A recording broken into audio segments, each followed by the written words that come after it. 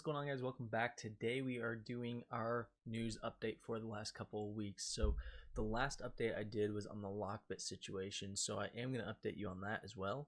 But I wanted to cover some of the big news stories because the last couple of weeks, man, it's been chaos in the cyber world.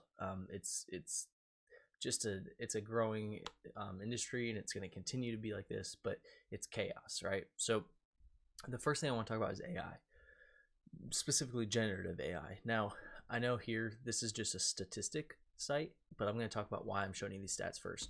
So one of the big things here to take away is the state of AI in business.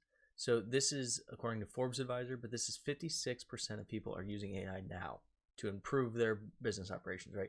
Now, it breaks down the capacity of which way they're using it, right? Like they're using it, it shows here they're turning AI to help with cybersecurity, 51%. They're turning to it for, let's see where it is.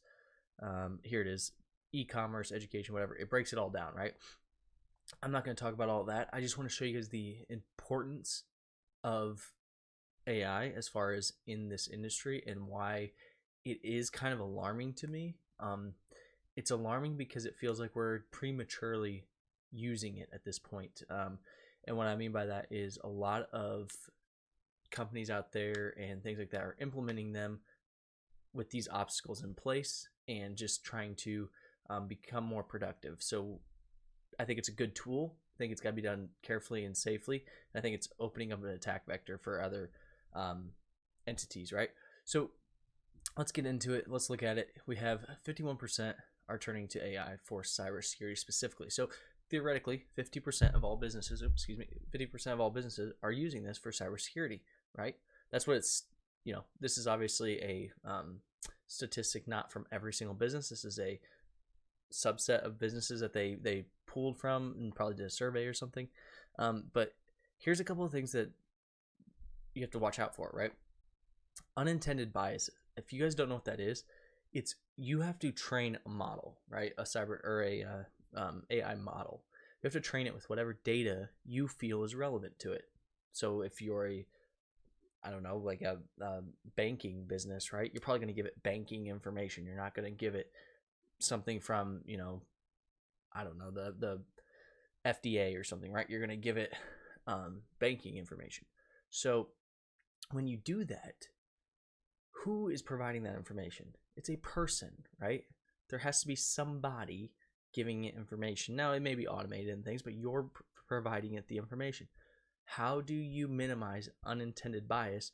Meaning, how do you get rid of biases when you're the one giving it the information? You don't know you have biases, right? That's the unconscionable bias or whatever they call it, right? It's reality, right? Like your experiences shape who you are and your biases. And how do we minimize that, right? So that's one of the big things to take away, because if you don't understand the full aspect of the AI, you can really do this and cause some issues, because what you'll do is you'll put biases into the training model without even knowing it. How do we ensure transparency? That's another thing. We have to be transparent when we're using them, because there is so much going on in the back end. You have to be transparent with people that, we're using AI, we're using it for XYZ, right? And then how do we protect privacy? Here's the biggest problem with the privacy aspect, right? As AI continues to grow, it's not a new field. I keep saying that, but it's a new field for the masses, right?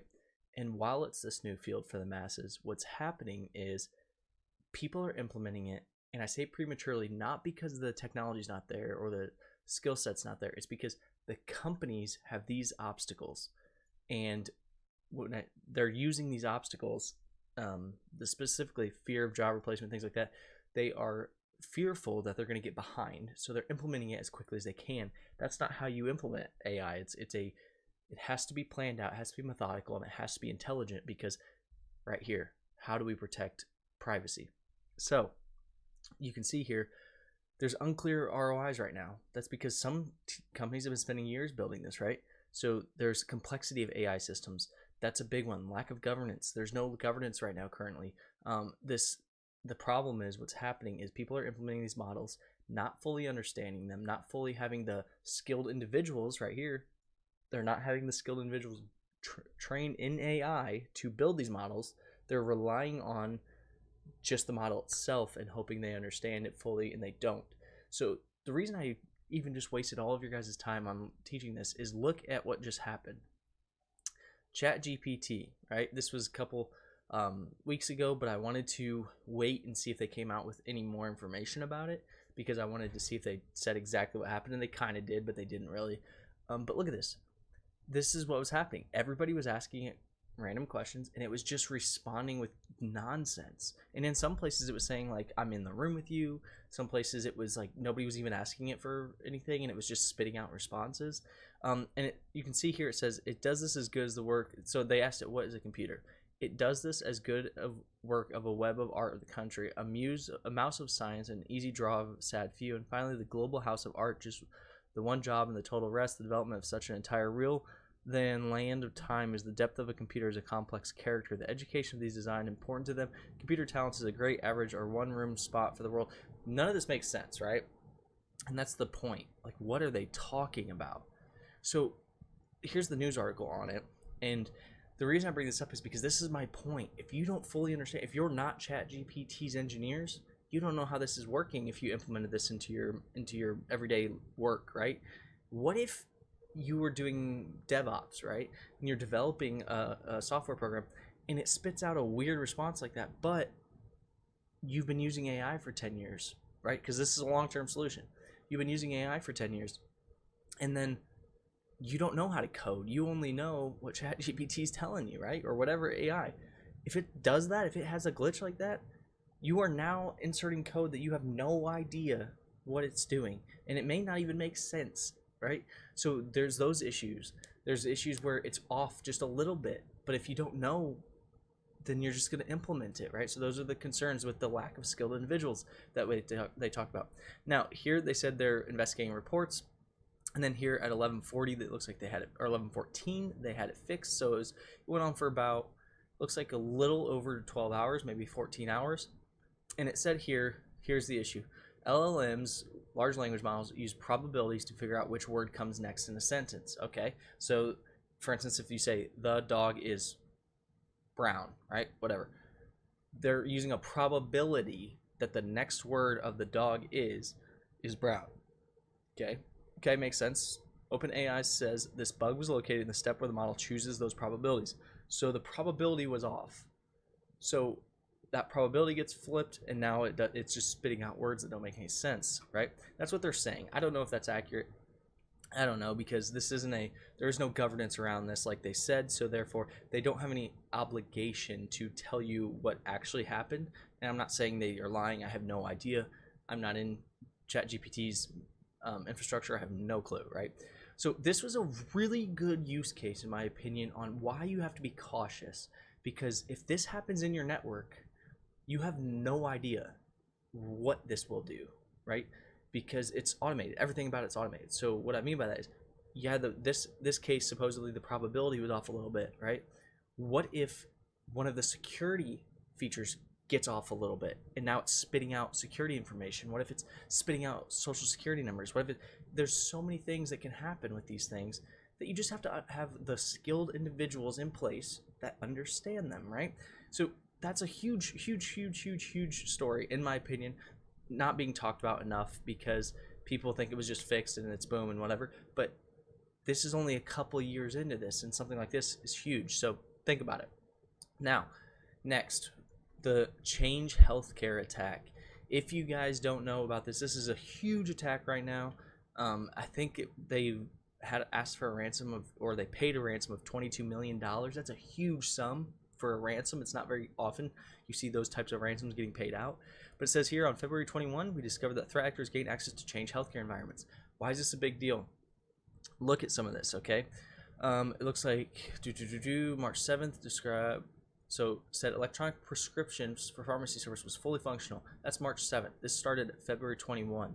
Think about that. That's a couple weeks. So I know most people don't consider healthcare critical infrastructure, at least in the aspect of industry, but I would say, showing on what just happened here, it is definitely critical infrastructure, because look what was happening. It affected billing and care authorizations.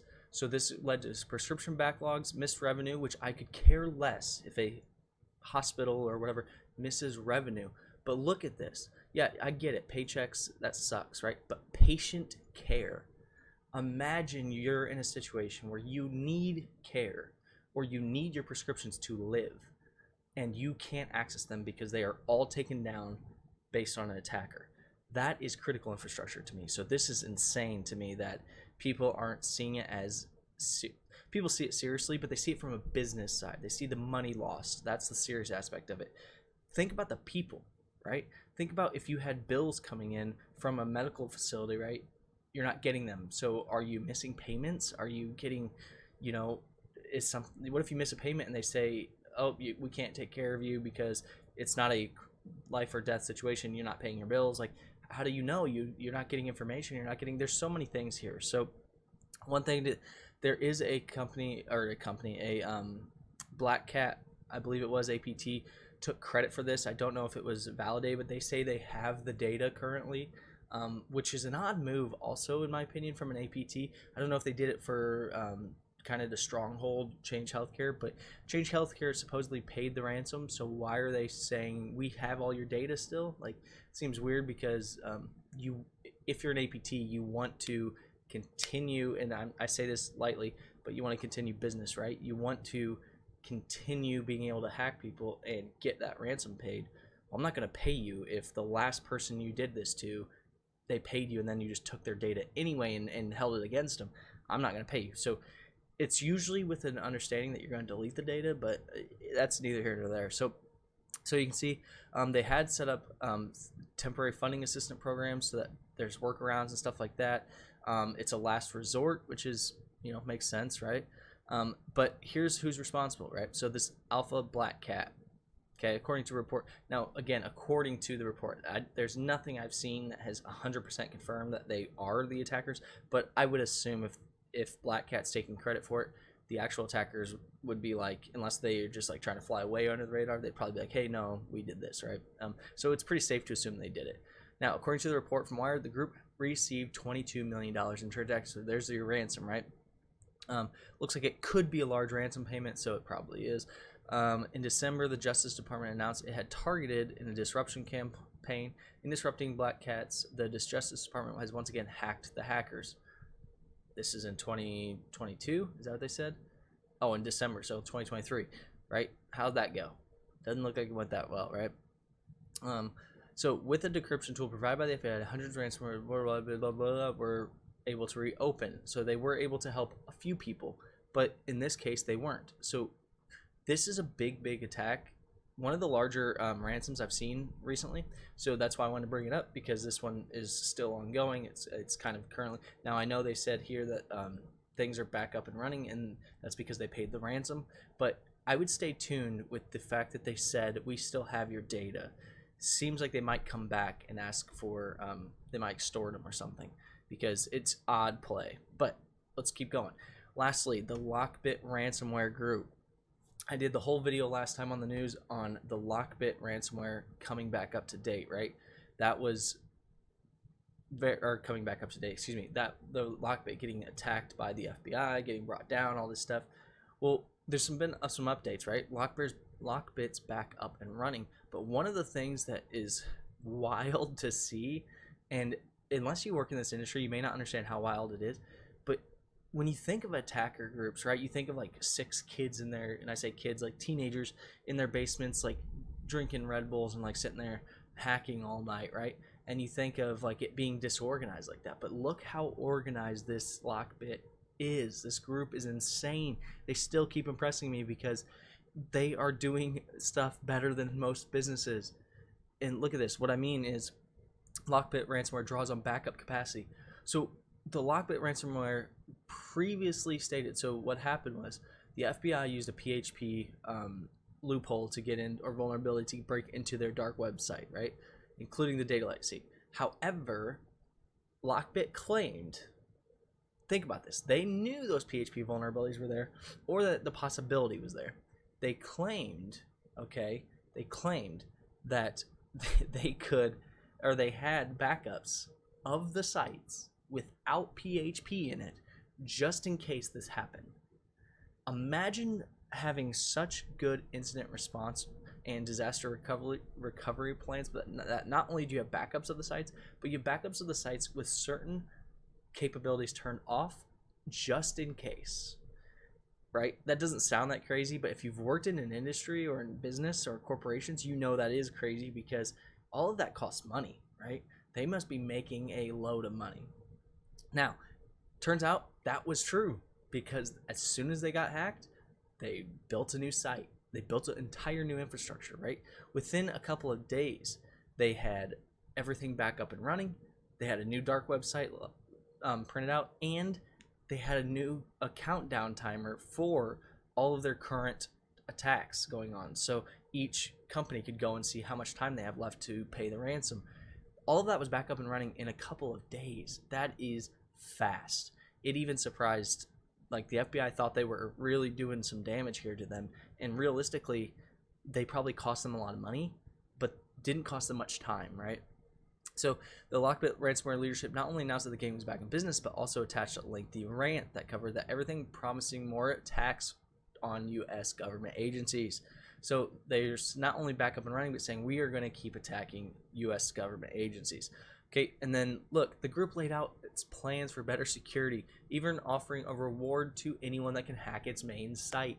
So not only is this an illegal group, and I hate to smile and laugh because it's not funny, because it's getting, when ransomware groups are getting this complex, it's scary, but it is impressive because look, they literally have a bug bounty program, right? They are criminals. They have a bug bounty program to welcome you to attack their site, and they'll pay you. And then, as if it doesn't get worse, and I hate to say this, leadership also cited personal negligence and irresponsibility as the reason for law enforcement breach. I would be amazed if you could find one example, of a business or corporation where they got hacked and they said it is our leader's fault. We take responsibility. We made a mistake. We were negligent. We were irresponsible. Never in business will you find that. It's almost always the business saying, oh, it's kind of pushing it off, being political about it, wording around it, that type of thing. These guys said, hey, that's on us. We messed up. That's my fault. I will fix it. What an insane world we live in when the criminals are giving the public response that businesses should be giving, and businesses give public response that criminals should be giving. It is absolutely mind-boggling me right now at how backwards things are. This is how, and I hate to say this way, Lockbit is how a business should be ran, right? They were prepared for security.